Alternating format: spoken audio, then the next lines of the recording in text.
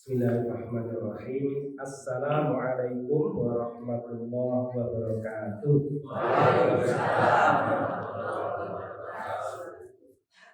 Innal hamdalillah nahmaduhu wa nasta'inuhu wa nastaghfiruh wa na'udzu billahi min shururi anfusina wa sayyiati a'malina. May yahdihillahu fala mudilla lahu wa may yudlil falan tajida lahu waliyyan mursyida. Asyhadu an la ilaha illallah wahdahu la syarika lah wa asyhadu anna Muhammadan abduhu wa rasuluhu.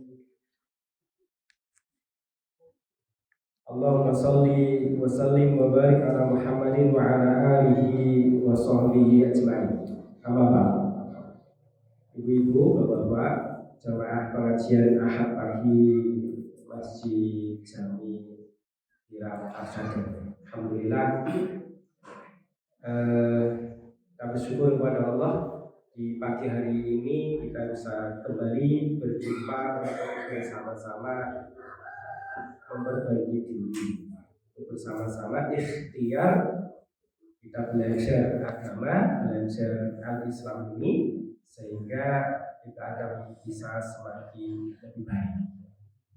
Yang pertama, kita bersyukur karena kita masih diberi oleh Allah Ta'ala kehidupan ini.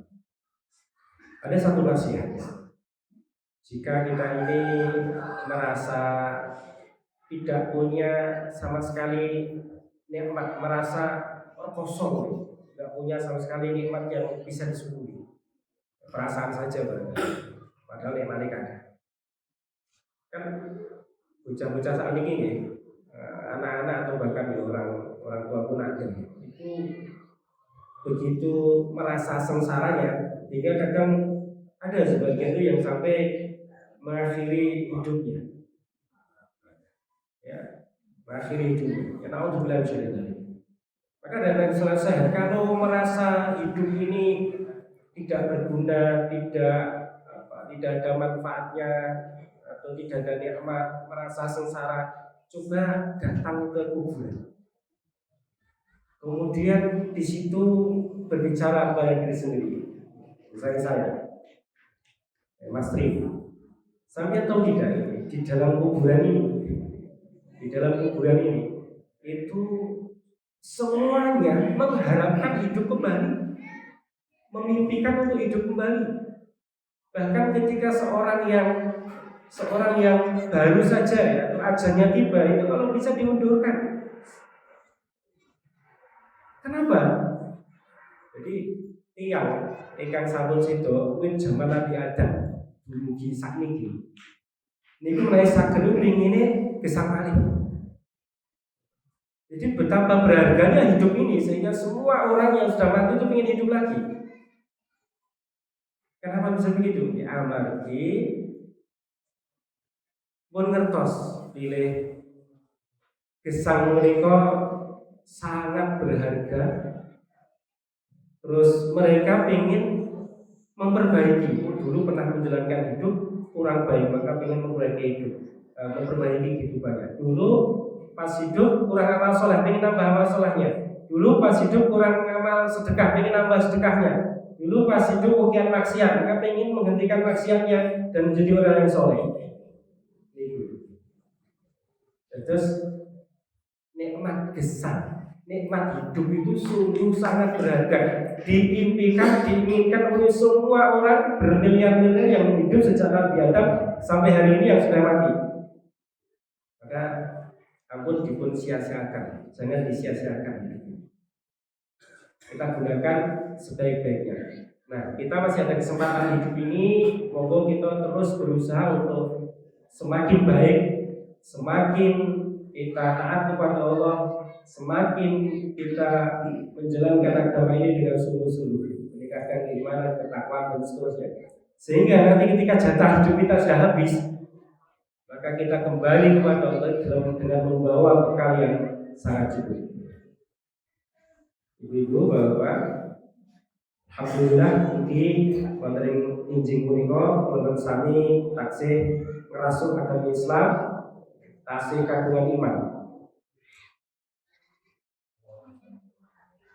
Tandanya pun apa? Tandanya pun terus tindak masjid kersa nindaki pengaosan. Gesang menika teman saestu pilihan Bapak Ibu. Pilihan itu jenengan badhe tindak pundi, badhe nindaki napa kemawon niku pilihan.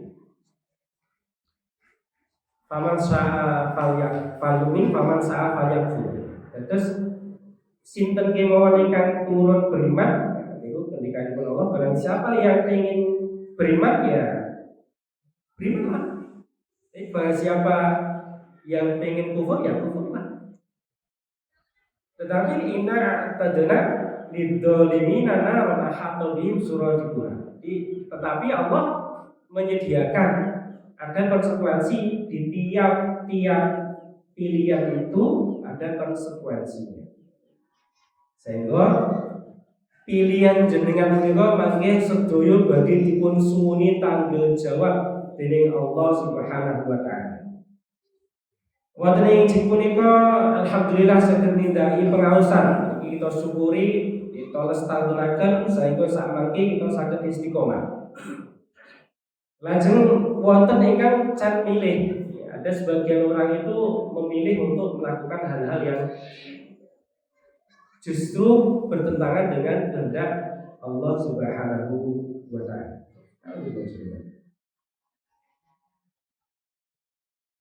Ibu bapak sedaya, wonten ing kesempatan punika kula penting kalih niki insyaallah ngisi Ahad pagi.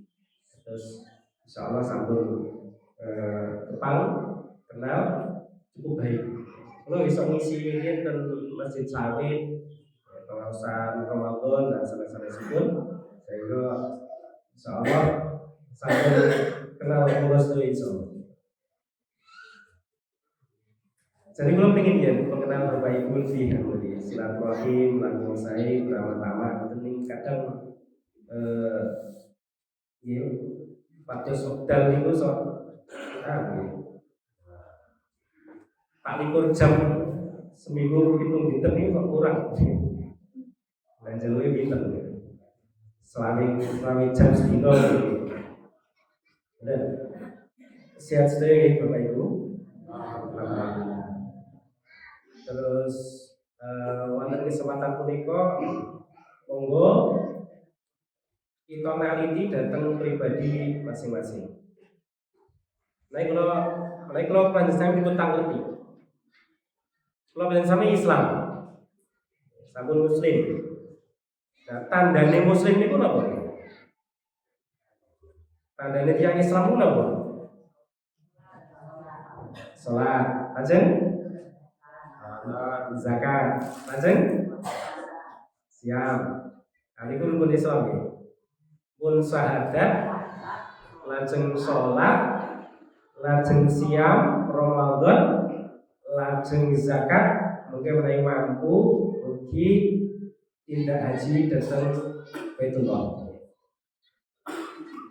Lajeng kula sampun dipun tuntut sak samunipun muslim Islam menika dipun tuntut supados dados tiyang ingkang iman.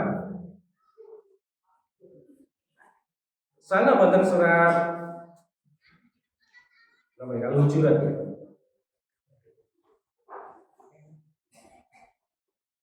Orang Arab itu mengatakan amanah, kami telah beriman. Tapi oleh Allah dikatakan kamu belum beriman, walakin aslam. Kamu katakan kami telah Islam. Walamma yadkhulul iman fi qulubikum. Terus kadang tiang ingkang sampun Islam nindai ini hukum Islam ini dereng saged dipun wastani tiang kang iman. Amari napa amargi iman menika dereng lebet saestu dhateng ing mana? Nggih tiang Islam iki dereng iman. Sehingga dipun definisikan dengan Allah naminipun iman menika innamal mu'minuna alladzina amanu billahi wa rasulihi tsumma lam yartabu. Tiyang ingkang iman menika tiyang ingkang leres iman dhateng Allah lan Rasulipun lajeng boten ragu-ragu. Sehingga menawi sampun iman dhateng Allah dan Rasulipun menika mboten ragu-ragu. Rukun sehingga kita menika dipun dawuhi dening Rasulullah sallallahu alaihi wasallam saged nindaki rukun iman. Napa kemawon rukun iman niku? Setunggal iman datang Allah. Baca nomor kali. Iman datang malaikat. Nomor 3 iman datang Rasulullah saking sekawan. Iman datang kitab-kitabipun. Kaping gangsal iman datang hari kiamat. Nomor 6 iman datang takdir. Saenipun napa dipun awalipun nika rukun iman. Sehingga nika dados tunggalipun ingkang wajib luwih saking dengan tanpa ragu-ragu. Nika badhe kula panjenengan bahas wonten ing punika perkawis iman dhateng Allah. Iman dhateng Allah. Iman dhateng Allah, iman dhateng sedaya kekuasaanipun Allah. Bila Allah menika Rabbul Alamin, Allah menika Tuhan semesta alam yang menciptakan, yang memelihara, yang memberi rezeki dan seterusnya. Nika kita yakin dhateng Allah Subhanahu wa taala kanthi boten ragu-ragu. Sehingga tiyang ingkang pengin Islam yang pengen meningkatkan keimananipun menika terus sinau belajar bab iman menika. Jadi kita harus belajar terkait dengan iman sehingga kita tidak ragu-ragu lagi. Contoh ya Ibu Bapak, kalau sami menika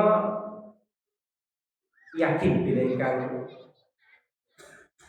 nitahaken yang menciptakan menika Allah Subhanahu wa taala.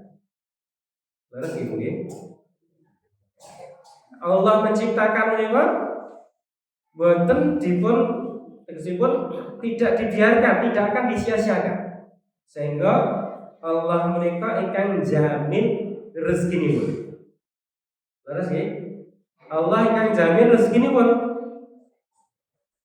Allahur Razzaq. Allah itu Maha Pemberi rezeki.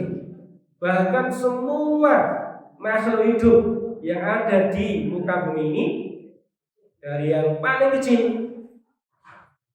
Makhluk hidup paling kecil itu apa? Merutu. Ya, merutu. Betul itu saya sekali boleh. Virus, bakteri, makhluk hidup. Niku ingkang kula sampun boten ngertos wujudipun. Niku biasa rezeki Allah. Sampai hewan yang paling besar, sampai hewan apapun lah, atau manusia. Nah, ini kalau katakan cecak nih mawon nih, cecak itu ya itu asal sih. Padahal rezeki ini mabuk biasanya. Cecaknya di dinding, diam-diam merayap, datang seekor nyamuk. Itu biasa sih. Padahal cecak itu merayap di dinding, rezekinya makanannya itu adalah terbang. Tinggi, enten mau rezeki itu. Padahal cecak ini bukan sekolah, bukan training, bukan kursus, cuman yang berikut itu jamin sini di Allah SWT. Itu salah sih. Kita yakin pilih menawi sedaya masalah ingkang wonten ing alam dunya kita hadapi niku cobaan saking Allah lan Allah lah yang bisa menyelesaikan masalah ini. Wa may yattaqillaha yaj'al lahu min amrihi yusra. Sinten ingkang bertakwa kepada Allah, Allah lah yang menjadikan semua urusannya menjadi mudah. Menawi lawan sampeyan sakit, ingkang sakit menyembuhkan Allah. Kata donga kula sami. Allahumma rabbana sabbil ba'sa. Isfi anta syafi. Engkaulah ya Allah sebagai penyembuh. yang memberikan kesembuhan. Menawi golongan sami won kagungan masalah kula kemawon wonten alam dunya menika. Menika sak jatosipun namun kalih kemawon ingkang saged kula sami tindakaken. Bilih menawi masalah menika sae bersyukur. Mereka kagungan masalah, ning masalahnya sae ingkang saya sedaya ini kan sakjane masalah. Hanya masalah yang sesuai dengan harapan kita sebut masalah yang baik. Kalau tidak sesuai dengan keinginan kita disebut masalah yang buruk, musibah. Nah, menawi kagungan masalah ingkang sae kados harapan ulun sami menika patut bersyukur. Nika saya dhumateng ulun sami. Menawi masalah yang boten saya menurut ulun sami, menika ulun sami sabar. Dipun pasrahaken dening Allah Subhanahu wa taala. Dhumateng Allah Subhanahu wa taala. Sabar dhateng Allah Subhanahu wa taala. Nah, wonten kesempatan punika kula badhe ngaturaken setunggalipun perkawis ingkang sampun darurat berkaitan dengan keimanan dan keyakinan punika yang bisa menggerus, bisa membatalkan keimanan golongan sami. Napa niku? Ini kalau dalam telepon toret-toretan mengumpulkan itu masalah perdukunan. Oke, ini ada beberapa kopi yang di Silang Lampung. Ini mau magdepokan berhubungan dengan keimanan golongan sami. Iman ingkang saestu, iman dhateng Allah Subhanahu wa taala, yakin bilih Allah menika ingkang menciptakan, memberi rezeki, lajeng menawi sampun yakin mekaten wau, kula lajengaken kanthi yakin bilih Allah menika setunggalipun zat ingkang berhak dipun sembah, ibadah namung dumateng Allah Subhanahu wa taala. Ibadah namung dumateng Allah Subhanahu wa taala. Lan kula sami iman dhateng sedaya menapa ingkang dipun nindakaken ke Allah terkait dengan sifatnya, dengan nama-namanya, asmanya dan seterusnya. Nah, kula sami wonten injing menika badhe sinau perkawis keimanan, keyakinan dan tawakal hanya kepada Allah. Wa 'alallahi falyatawakkalul mu'minun. Orang beriman menika hanya kepada Allah bertawakalnya. Mboten dateng sanesipun. Nah, ingkang merusak dateng keimanan menika salah setunggalipun adalah keyakinan yang salah. Dalam hal ini masalah ingkang sak menika kula para alim menika nyebut sampun kondisi darurat di Indonesia ini. Amarga napa? Tiyang ingkang percaya kepada Allah bahwa yang memberi rezeki itu selain Allah, yang menyembuhkan itu selain Allah, dan seterusnya, itu nanti bisa jatuh kepada kesyirikan. Ini wonten data nilai pengaruh perdukunan menika begitu besarnya di kalangan kaum muslimin. Niki disclaimer itu pilih kula bahas niku dalam mindset perspektif Islam. Terus mungkin di luar Islam punya keyakinan yang berbeda ya hak mereka. Karena bagi seorang Islam belajar ya sumbernya dari Quran dan Sunnah. Ya sudah. Disclaimer. Yang kami kalih niki kula mboten bahas personal. Personal itu untuk sipun si A, si B kayak dukun, si A seneng kayak dukun mboten. Niki masalah ilmu. Terus menawi mangke ada hal yang kurang pas, kurang sesuai atau ada mengenai seseorang masing-masing, itu tidak ada maksud sama sekali untuk menyinggung, untuk mengatakan sesuatu yang buruk tentang personal. Lo mensami sinau sarang-sarang Islam itu dipun memandang masalah yang ini. Padahal menawi ketika gadosaken korban kemusyrikan perdukunan itu kuat sangat benar. Wonten ingkang pelecehan seksual. Wonten nggih? Wonten ingkang berobat dengan dukun, misalnya wanita, terus dukun sarati, kayak pengen mari, kowe kudu morong mlebu bengi-bengi, terus adus kembang. Bar niku ya pelecehan aja iku. Lajeng barganipun ludes kata amargi biasanya pun nek tindak dateng perdukunan itu ya mesti wonten nek zaman sakniki dukun wastani menyamarkan ya mahar. Nah, bahkan korban yang paling besar yang menurut sami kadang tiang-tiang itu betul sadar menapa hilangnya keimanan, hilangnya keislaman seseorang, keluarnya Islam dari seseorang. Ini amarga saking tidak datang.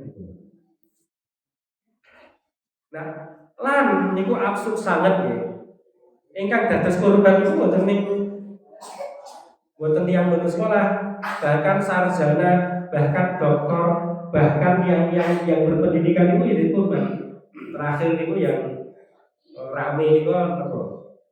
Dimas Kanjeng. Niku sing percaya niku mana? Sampai dokter profesor juga percaya. Nek Dimas Kanjeng niku sakit memberikan uang goib, melipat gandakan uang. Nah, sampai sekarang itu bahkan semakin banyak. Jumlah yang penduduk di Indonesia itu mungkin jutaan. Wonten penelitian itu beberapa tahun yang lalu itu wonten 13 juta ingkang aku dukun. Niku tersebar di semua provinsi. Lan saat ini niku dados wonten resmi Ikatan Dukun Indonesia ngomong. Itu badan hukum. Sehingga asosiasi Dukun Indonesia. Sehingga menawi itu sangat berurusan dengan hukum kalau kita menyinggung mereka, mengganggu mereka.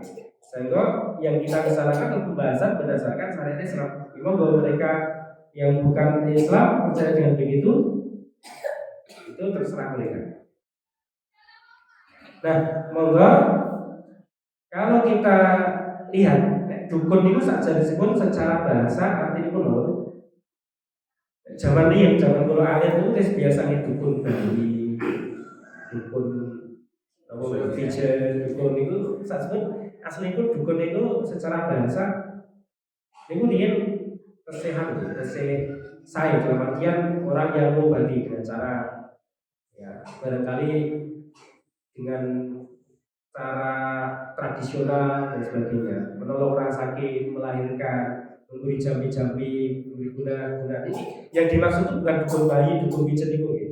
Tapi dukun yang memang dia mempraktekkan kemusyrikan.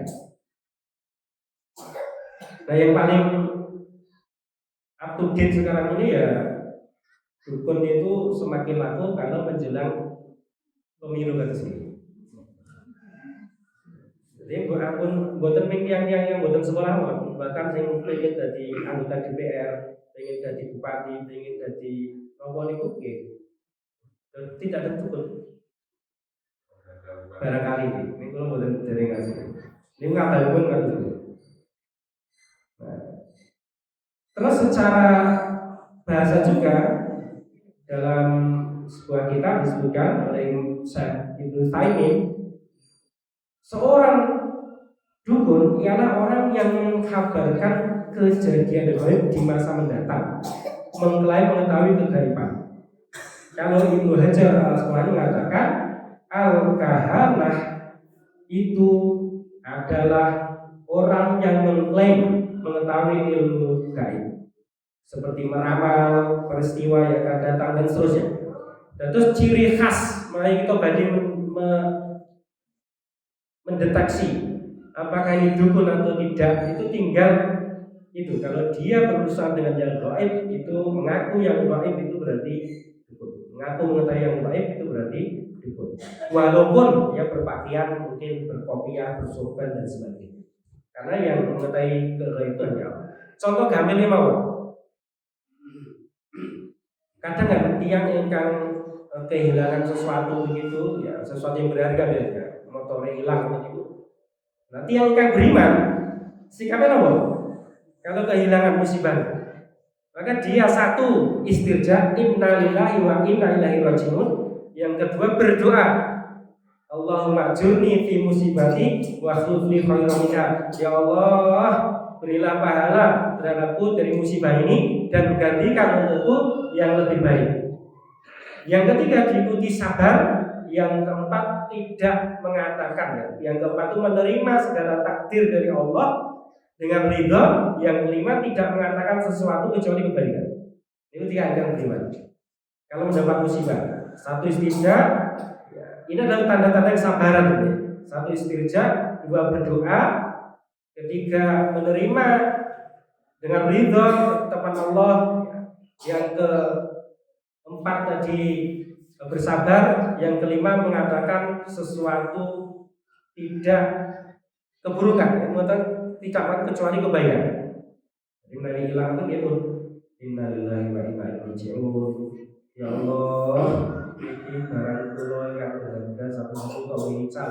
Mugi panjenengan paring gantos ingkang langkung sae. Ilange misalnya pun repo, mungkin satu diganti efek. Kan gak selama saya. Betul, yakin mawon. Betul, Allah itu pada menghendaki kebaikan itu insya Allah saya kira mawon. Betul kali kalau ini izin dulu. Kenapa udah besi yang biasa saya pakai rusak, gantinya itu. Sehingga agak terlambat ini karena apa? Nggak bisa lari kenceng kudanya. Baik, ini gue yakin bila Allah badai mengganti yang lebih baik. Dan gantinya itu tidak mesti sama, tidak mesti berwujud seperti yang hilang itu. Bisa jadi gantinya berupa yang lainnya, keluarga semuanya sehat, kemudian keluarga semuanya baik, menjadi anak soleh dan sebagainya. Itu adalah harta yang lebih bermanfaat gitu. Niku, yang ingkang biasanya pun yang kang imani pun lemah, mulai kehilangan barang berharga yang dipun lambai. Tindak datang tiang ingkang pinter. Tiang pinter, lo kok diare tiang pinter soalnya sing tindak mereka biasanya tiang yang bodoh. Datang ke orang pintar, terus tanya, Mbah, sepeda motor kula niku hilang ya, Mbak. Jenengan saged bantu hilangnya teng pundi, terus sinten ingkang mendhet, terus saged langsung nomor boten. Nah, niku mulai. Seorang yang ditanya, seorang ini yang dikatakan orang pintar ini ditanya, itu bisa kemungkinan 3 hal. Satu, dia tahu ya. Satu, itu kalau dia tidak memakai perdukunan. Satu, berarti dia itu pas kejadian ada di tempat itu. Yang kedua, dia bolone orang yang ambil. Jadi koncone si ibu. Yang ketiga, dia penasihat. Yang keempat, kemungkinan dukun. Nah, soalnya dia kan kalau tidak di tempat itu, ya barang ya dia bisa tahu kan itu tadi dia temannya atau dia penadah atau kemungkinan dia dukun. Karena ghaib dia tidak ada di tempat situ kok dia bisa tahu, itu berarti sesuatu. Ghaib itu kan ketika tidak hadir. Misalnya saya tanya ini yang nggak hadir siapa ini? Yang ghaib siapa ini?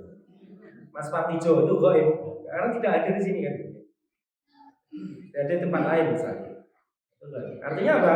Ketika dia tidak di situ kok bisa tahu, berarti dia menggunakan sesuatu yang bersifat berguna. Nanti macam-macam. Pada dasarnya dia dibantu oleh makhluk gaib untuk mengetahui. Nah, hal-hal seperti ini bisa dikatakan dia melakukan perdukunan. Ibu bapak jamaah sekalian, itu contoh sederhana. Nah, saat ini monggo kula menesami saged mempelajari tentang ciri-ciri dukun itu. Yang pertama,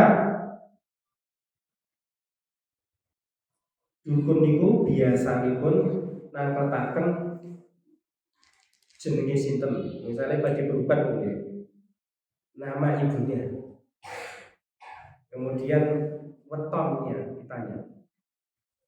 Nek kula niku Rabu Kliwon wis. Iya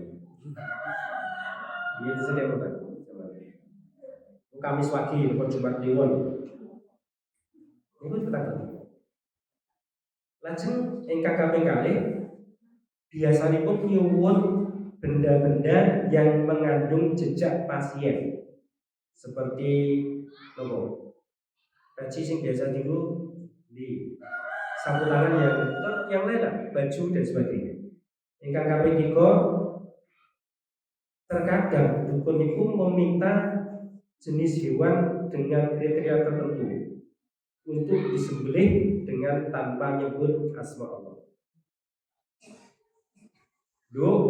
Kowe pengen tercapai apa yang cita-citamu, ketoke kowe pengen mari, boleh ayam cemani. Ugiran kabeh. Langsa sebenarnya. Sebagian kadang umatnya disembelih, kemudian darahnya itu dilulurkan di bagian tubuh yang sakit. Kemudian ingkang sakjroning biasanya pun nulis raja-raja. Raja itu apa nih? Tulisan saged tulisan Arab, saged apa sing di kain atau kertas terus mungkin kan nyimpen. Langsung maos mantra yang maknanya kita tidak tahu. Maknanya tidak tahu. Mantra raja itu biasanya ya kita tidak tahu ya, gedumel-dumel atau apa itu bentuk kertas. Lajeng mangke dipun sukani jimat gitu. Isine teman saya boten ngertos. Atau tulisane atau nomor simbol-simbol tertentu. Lajeng biasanya pun meminta, ada sebagian yang meminta pasien untuk menyendiri di kamar tertutup dan tidak terkena sinar matahari dalam waktu tertentu. Pati geni. Ini pun salah satu ciri.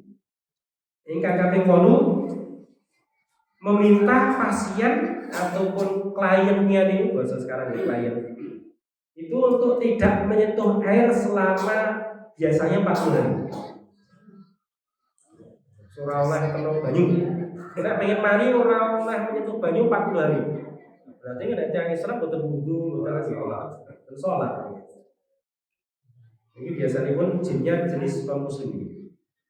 Lajeng kadang dukun itu memberikan pasien benda tertentu yang harus ditanam di dalam tanah. Tapi disukani jimat atau apa? Engko ditanam nang kanu pojok omahmu lho. Apa? Lajeng kertas untuk dibakar. Jadi diberikan kertas oleh raja Ibn terus mungkin dibakar. Atau ikan dibakar dan itu di dalam teh terus diubi.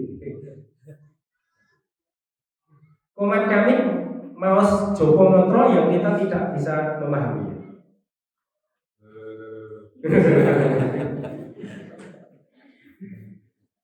Dan apa ini? Guru-guru yang termotor di berbagai media dan menyuruh untuk meminumnya tadi sudah, kemudian memberitahu nama pesan Islam yang sedang dihadapi. Nah, dukun itu biasanya pas kliennya datang langsung jenuh gitu, terus kowe mesti di masalah ini. Jadi nembit dugi pun mengertos. Nah, ini jelas. Nah, ini tanda-tanda. Menawi ulama sami misalnya pun kadang itu kan yang yang rumah sakit kok yo larang ragati. Saat ini pun naik BPJS nih. Larang ragati alternatif kayak jadi kondang bisa menyembuhkan dan sebagainya. Ini dipun teliti niku metode penyembuhannya nopo. Nek metode penyembuhannya itu tidak mengandung perdukunan ya monggo. Tapi kalau mengandung perdukunan, kita sinau bahaya dukun itu kados. Terus tiang ingkang terjebak pada masalah perdukunan ini ingkang sepindah. Ini peringatan sekali. Tercabutnya iman dari hati orang-orang yang datang ke dukun. Man ata arrafan fas'alahu an syai'in lam tuqbal lahu salatuhu arba'ina lailah. Barang siapa yang mendatangi dukun atau peramal kemudian bertanya tentang sesuatu, maka tidak diterima sholatnya selama 40 hari. Man ata kahinan aw arrafan fasaddaqahu bima yaqul faqad kafara bima unzila ala Muhammadin sallallahu alaihi wasallam. Barang siapa yang datang ke dukun atau peramal dan membenarkan perkataannya, sungguh ia telah kafir terhadap yang diturunkan kepada Muhammad sallallahu alaihi wasallam. Jadi Nabi ngendika pun membenarkan dengan kalau datang saja bertanya orang membenarkan. Ini kadang nek taklet biasanya lo yakin benar. Nek tidak membenarkan saja itu sudah sholatnya tidak diterima 40 hari 40 malam. Tapi datang kemudian membenarkan perkataan kahin dukun itu, maka sudah seperti kafir terhadap yang diturunkan oleh kepada Muhammad sallallahu alaihi wasallam. Ajeng bahaya nomor kali ingkang musminah niku ingkang paling ageng niku tercabutnya iman, hilangnya keimanan, hilangnya iman dari hati kita. Ingkang kalih maraknya perbuatan keji.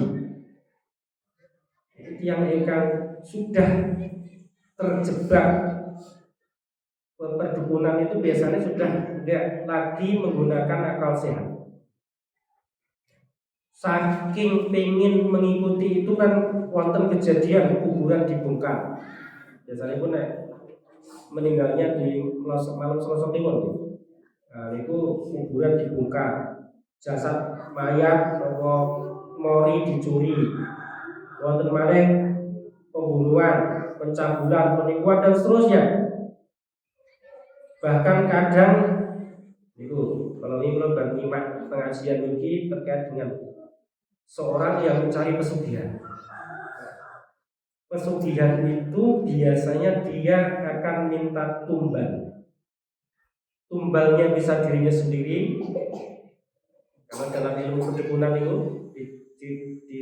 dijelentrahkan kan.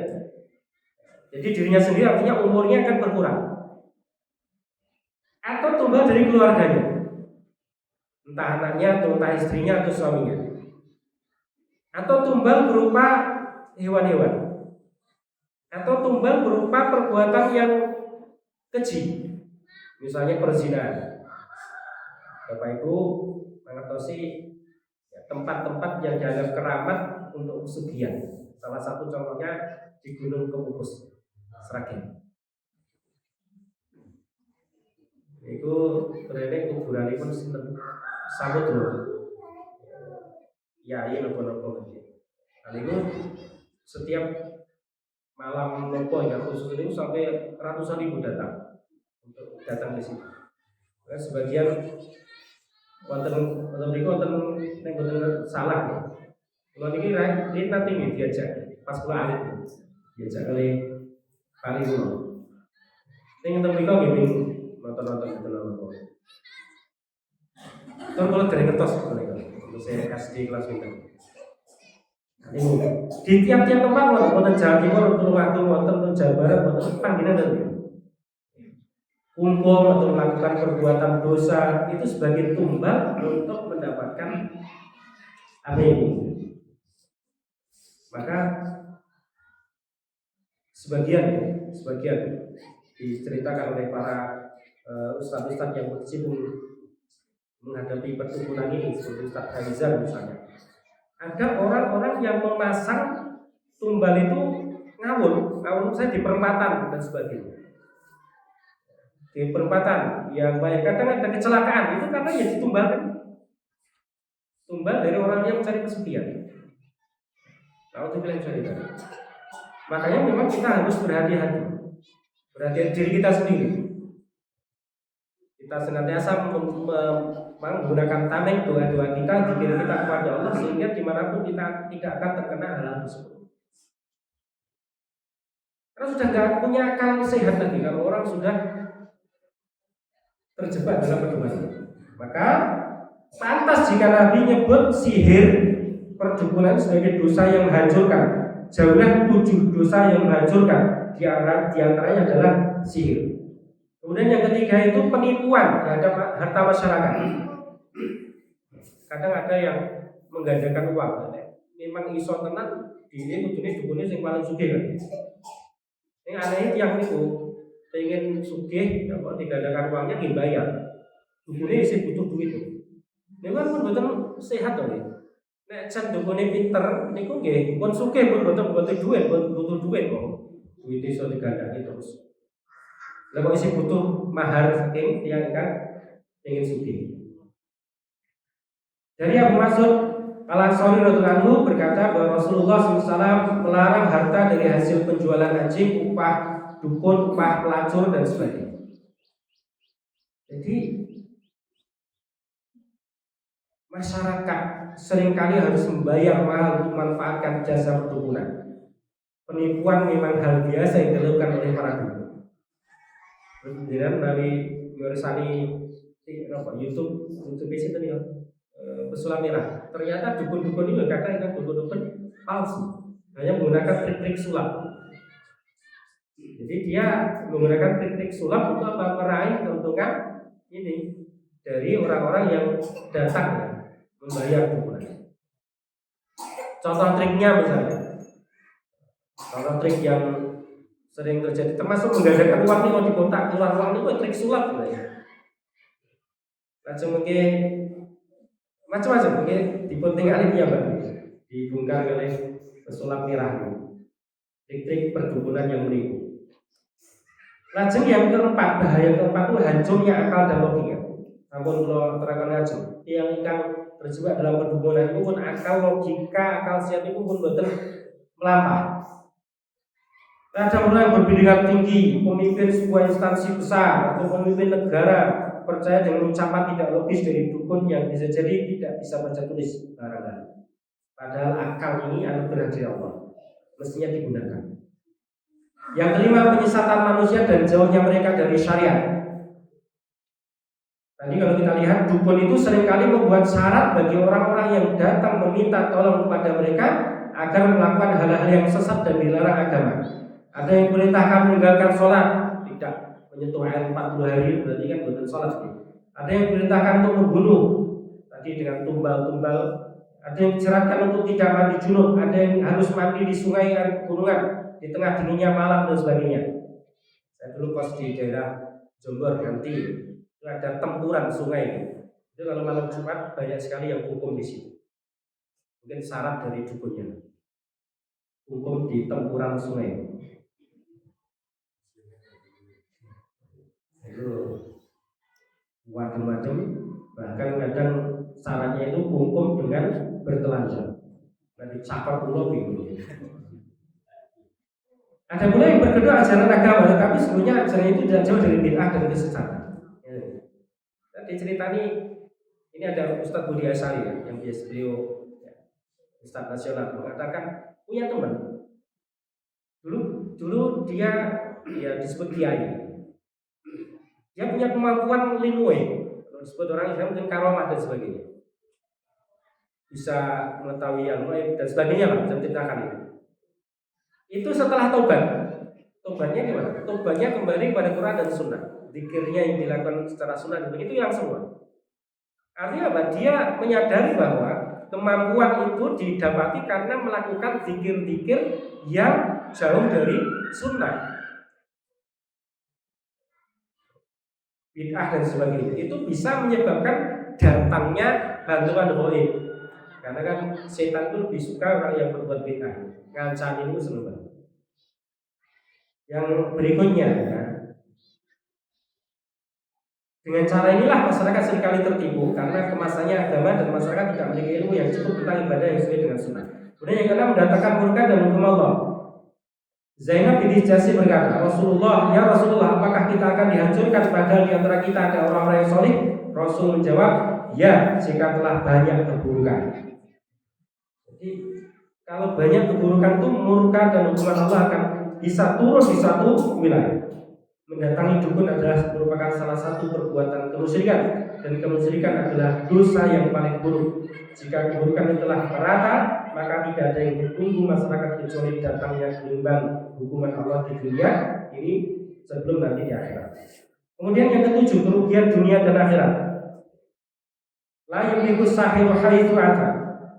Tidak akan menang, tidak akan beruntung tukang sihir itu, dan dari mana saja ia datang. Dan itulah kenyataannya. Para dukun ini tidak akan menang dan beruntung baik dunia ini maupun di akhirat nanti. Kalau jenengan nanti belajar wayang yang sungguhnya, munculnya tokoh Semar ini kan perwujudan dari seorang ahli ruqyah yang meruqyah seluruh Jawa, mengalahkan dewa-dewa. Semua dewa kan tunduk kepada Semar. Ini perwujudan dari Maulana Maghribi, kata sebagian riwayat. Maulana Maghribi oleh Sunan Kalijaga itu diwujudkan dalam bentuk tokoh yang namanya Semar. Makanya Semar itu pusaka paling tingginya kan kalimat syahadat, yang mengalahkan semua dewa-dewa yang ada. Kan semua tunduk pada Ratu dan semua tunduk kepada Semar. Jadi kerusakan perdukunan demikian besar, maka bagi orang yang beriman harus menjauhi dunia ini. Cukuplah Allah Subhanahu wa taala sebagai tempat bergantung. Allahu Samad, Allah tempat bergantung, bertawakal dan memohon apa saja. Kalau ingin sugih, banyak doa-doa yang diajarkan oleh Rasulullah. Tapi doa itu tidak mesti dikabulkan. Artinya kita berdoa supaya sugih, ora sugih-sugih nanti dungane bolak-balik. Barangkali nanti kayak sugih kan jenengan kula wong sami prejengane mboten prejengan wong sugih. Jadi kayak sugih malah neko-neko. Penting mboten sugih biasa mawon sing taat ibadah daripada mun sugih malah neko-neko. Atau malah pengen sugih ning carane malah dengan datang ke dukun. Pesugihan. Nah, untuk bilang, mun sugih dengan cara begitu orang berkah malah nanti rusak. Keluarganya bisa rusak, ya, bahkan harus minta hal yang buruk. Oleh karena itu Allah itu maha dekat, Allah maha mengabulkan doa. Kita lakukan ya munajat kepada Allah, doa kepada Allah dengan penuh keikhlasan. Niscaya Allah akan memberikan yang terbaik kepada kita semua. Kita sampai jam 7. 3 menit lagi. Fabadalu indallahi rizqa. Maka mintalah rezeki itu dari si Allah. Wa'buduhu waskuru lahu ilaihi turja'un. Dan bersembahlah dia, beribadahlah kepada Allah dan bersyukur kepadanya. Jamaah sekalian, Allah Samad, Allah itu tempat bergantung, Allah itu tempat kita bertawakal, Allah itu tempat kita menggantungkan segala urusan. Maka kalau kita ingin sembuh dari sakit, berdoa kepada Allah. Dan kita yakini ya, ini kadang itu keyakinannya salah adalah bahwa sakit itu bentuk bahwa dia itu dimurkai oleh Allah. Tidak. Orang sakit itu justru kadang ya orang yang dekat dengan Allah itu banyak sakitnya juga. Nabi Ayub, Nabi Muhammad itu kalau sakit itu sakitnya lebih dahsyat daripada kita semua. Artinya kalau ada musibah itu yang paling penting kita lakukan adalah dengan bersabar kepada Allah SWT. Kita punya tugas besar untuk menegakkan tauhid di diri kita, di keluarga kita, di masalah kita. Dunia perdukunan ini bisa saja dihilangkan jika kita masing-masing memiliki tauhid yang benar, yang yakin, yang kuat. Kemudian bekerjasama di masyarakat dan pemimpinnya juga. Kita belajar syariat dengan benar, memiliki akidah yang lurus sehingga bisa menjauhi semua bentuk perdukunan tersebut. Sementara pemimpin-pemimpin juga membuat kebijakan yang bisa mengatur bahkan menimbulkan efek jerah kepada praktek-praktek yang banyak menipu. Dan kadang orang itu di TV juga tidak merasa. Mudah-mudahan Allah SWT menyelamatkan kita semua, memberikan taufik kepada kita kita semua sehingga kita bisa terhindar dari praktek-praktek tersebut, baik itu perdukunan yang sifatnya tadi ya, ringan-ringan saja, ada ringan-ringan bertanya sesuatu, meramal atau menyembuhkan penyakit atau meminta pesugihan atau yang lain jauh sejauh-jauhnya. Itu tidak akan memberikan manfaat sama sekali di dunia pun akhirat, apalagi di akhirat kelak. Justru itu nanti akan menyengsarakan orang-orang yang mempraktikannya. Aku qouli hadza astagfirullah wa lakum. Demikian yang saya sampaikan, ada baiknya dan benarnya dari Allah, ada kurang lebihnya itu mohon dimaafkan. Semoga Allah SWT mengampuni saya dan kita semua. Alhamdulillah. Assalamualaikum warahmatullahi wabarakatuh.